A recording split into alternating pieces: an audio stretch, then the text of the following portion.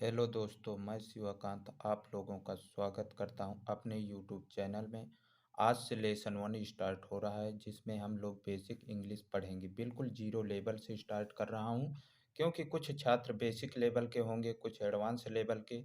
तो आप लोग वीडियो पूरा देखिएगा क्योंकि बिल्कुल बेसिक लेवल से स्टार्ट कर रहा हूं। तो आप लोग हमारे साथ बने रहिएगा ताकि अच्छे से कंसेप्ट क्लियर कर पाएँ। चलिए स्टार्ट करते हैं बिना टाइम वेस्ट किए। देखिए छात्रों, कुछ क्वेश्चन आपके सामने लिखे हुए हैं। पहला क्वेश्चन है अल्फ़ाबेट। अल्फ़ाबेट कितने होते हैं इंग्लिश में और अल्फ़ाबेट कौन-कौन है? उ क्या एक लेटर का एक वर्ड पूरा हो सकता है, ये पॉसिबल है कि नहीं? एक वर्ड का क्या एक सेंटेंस हो सकता है, ये पॉसिबल है कि नहीं? एक सेंटेंस का एक पैराग्राफ हो सकता है, ये पॉसिबल है कि नहीं? वाई एक वॉवेल है या नहीं है? पैंग्राम क्या होता है, इसमें बात करेंगे। ए वर्सेस एन, ए का कहाँ प्रयोग करते हैं, एन का कहाँ प्रयोग करते हैं, ये बताऊँगा आगे। द वर्सेस दी, द कहाँ पे पढ़ते हैं और दी कहाँ पे पढ़ते हैं। तो चलिए दोस्तों, देखो आपके सामने कुछ लेटर्स लिखे हुए हैं। तो हम पहला क्वेश्चन उठा लेते हैं अल्फ़ाबेट। अल्फ़ाबेट इंग्लिश में कितने होते हैं? आप लोगों से पूछना चाहूँगा।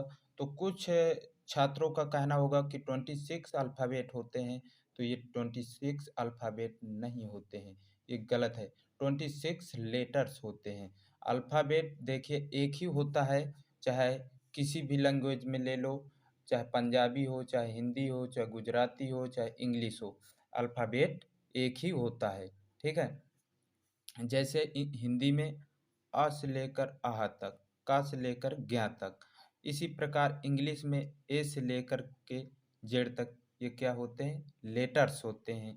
वर्णमाला होते हैं जिसे अक्षरमाला हम बोलते हैं। तो देखिए, जैसे मैंने एक एग्जाम्पल लिया है, ये क्या है? एक माला है। इसमें क्या कनेक्ट है? फूल कनेक्ट है। फूल की सीरीज लगी हुई है।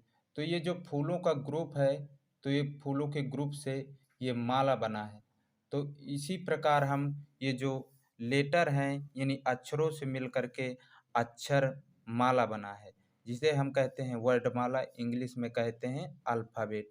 तो आप लोगों को ये कंसेप्ट क्लियर हो गया होगा कि अल्फ़ाबेट किसे कहते हैं और अल्फ़ाबेट कितने हैं। अल्फ़ाबेट याद रखना दोस्तों, एक ही होता है, चाहे जो भी भाषा हो, किसी भी भाषा में अल्फ़ाबेट एक ही होता है। तो देखिए, आप लोगों के सामने ये कुछ साउंड भी लिखे हुए हैं। तो अभी बात करते हैं हम ये लेटर्स के। देखिए, लेटर्स में ये इंग्लिश के ए, आई, ई, ओ, यू, ये क्या है दोस्तों? वोवेल्स हैं। बाकी के बचे 21 क्या है? कंसोनेंट है, जिसे व्यंजन कहते हैं हिंदी में। वोवेल्स स्वर, ये हमारे 5 वोवेल्स होते हैं, ठीक है। बाकी 21 ये क्या होते हैं? कंसोनेंट होते हैं। तो इसमें हमारे अल्फ़ाबेट में 5 वोवेल्स एंड 21 कंसोनेंट होते हैं। देखिए, इनके मैं साउंड लिखा हूँ, तो आप देख सकते हैं। ए का साउंड ये लिखा है, बी का साउंड ये लिखा है, सी का साउंड ये लिखा है, डी का साउंड ये लिखा है, ई का साउंड ये लिखा है, एफ का साउंड ये लिखा है, जी। इसी प्रकार ए से जेड तक मैं साउंड लिख करके रखा हूँ। तो देखिए, जैसे ए का साउंड के कुछ एग्जाम्पल हैं। जैसे ए का साउंड आ है, तो आ के 2 एग्जाम्पल या 1 एग्जाम्पल लेकर के आप लोगों को समझाने की कोशिश किया हूँ। देखिए, ए यदि वर्ड में स्टार्ट में आए या बीच में आए या अंत में आए तो क्या पढ़ते हैं? जैसे अलर्ट, किसकी ध्वनि निकल रही? आ की। किसकी ध्वनि निकल रही? छोटा आ की। तो अलर्ट जैसे हो गया एग्री। फिर बड़ा आ की ध्वनि जैसे आर्ट, आफ्टर। एक ही ध्वनि जैसे नेम, ऐप, ठीक। एक ही धुन एंग्री, मैन। एक की धुन केयर, आ की धुन टॉल, ठीक। इसी प्रकार बी की ध्वनि लिखा है बॉल, बिल, सी की cell, ice, cat, mac, D की डियर, डेलही, दिल। डी की देखिए ड और द साउंड होता है, तो डी से हुआ ड की धुन डियर। फिर द की धुन देखिए डेलही, जैसे किसी स्थान का नाम, दिल, देख सकते हैं दिल। ये ड और द का साउंड है। फिर इसी प्रकार हम ई के साउंड की बात करेंगे। देखिए ये ई के साउंड है, ई छोटी बड़ी ए। तो ये एग्जाम्पल लिखा है जैसे इंग्लिश, एग्जाम्पल। फिर बड़ी ई के साउंड ही, बी। फिर ए का साउंड ए, जैसे एग्जाम्पल एंट्री, एक्स्ट्रा। ठीक है। इसी प्रकार एफ का साउंड है फिल, जी का साउंड है इसी प्रकार गिव, जग, मैजिक, जिम। दोस्तों इसे लिख लीजिएगा, सभी के साउंड मैं लिख करके रखा हूँ, देख सकते हैं। स्क्रीनशॉट ले लीजिए, नोट्स बनाते जाइए। देखिए दोस्तों ये लिख करके लिए। अब हम बात करते हैं ए वर्सेस एन। एक कहाँ पे यूज होता है, एन कहाँ पे यूज करता होता है। तो देखिए next word start with vowel sound, next word start with consonant sound. यदि next word start with vowel sound, यानी यदि स्टार्ट होता है कोई वर्ड वोवेल साउंड से, तो वहाँ हम एन का प्रयोग करते हैं। यदि कंसोनेंट से स्टार्ट होता है तो हम वहाँ ए का प्रयोग करते हैं। जैसे दिस इज पेन, ये क्या है, पी क्या है, कंसोनेंट है, तो हम जान ही गए कि क्या लगेगा। तो क्या लगाएंगे हम दोस्तों, ए लगाएंगे। ठीक है। देयर इज एलिफेंट, देखिए इसमें किस वर्ड का यूज हो रहा है, किस वोवेल से, कंसोनेंट है। तो हमने पढ़ा है कि ए, आई, ई, ओ, यू ये क्या होते हैं, वोवेल्स होते हैं। और इसमें ध्वनि भी निकल रही है, वोवेल साउंड की बात हो रही है, तो इसमें ध्वनि निकल रही है। और दूसरी बात ये वोवेल से भी है, तो ये हम यहाँ क्या यूज करेंगे दोस्तों, एन का यूज करेंगे। There is an elephant. और दूसरा तीसरा क्वेश्चन है he is M L A.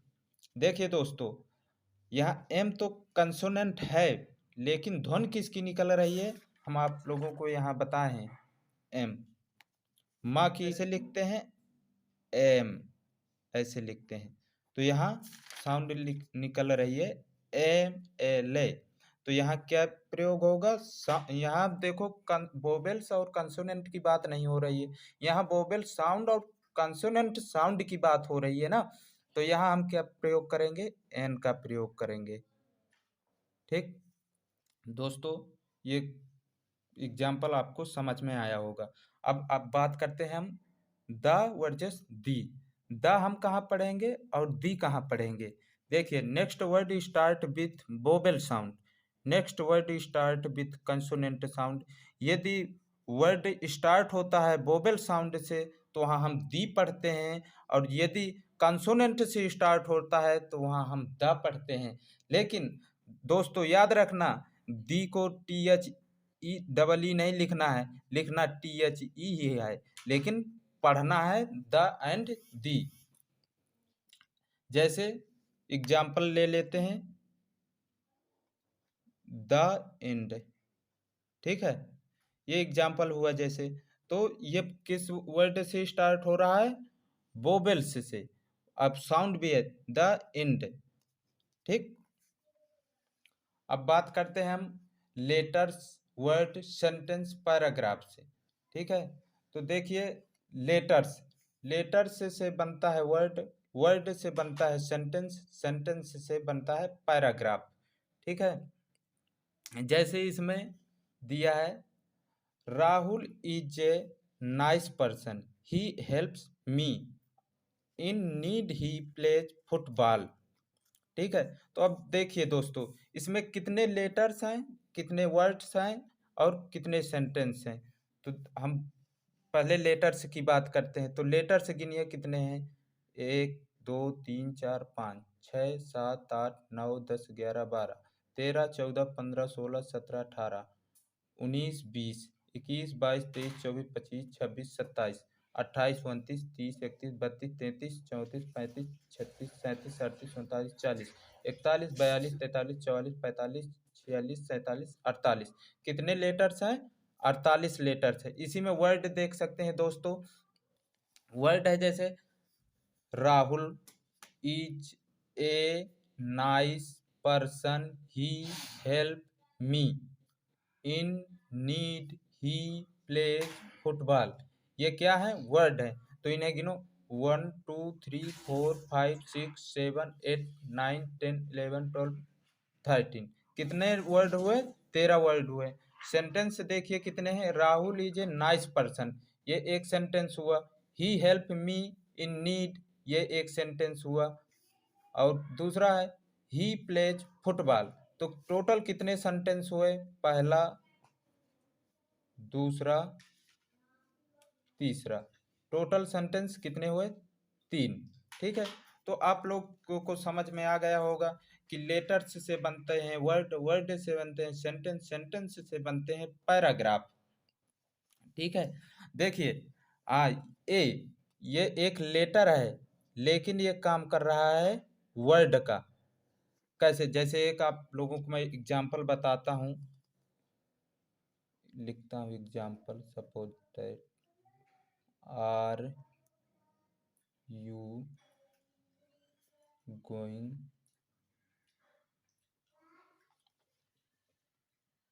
To